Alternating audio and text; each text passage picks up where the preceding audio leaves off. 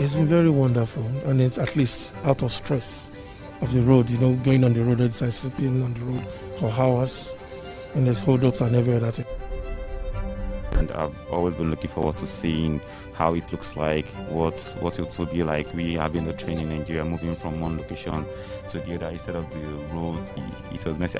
I was standing from Sule down there, matched up. I was sitting inside the kitchen cabinet or something. That's why I stood all throughout the journey. It wasn't a very nice experience for me.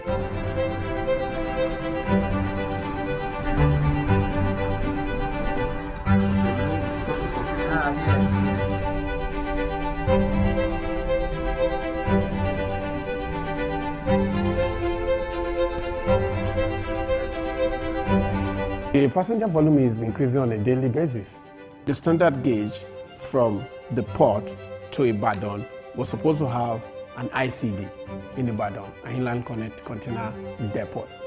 The idea would be for us to be able to take things straight from the port to Ibadan, where people from the north or from wherever can just come take their goods.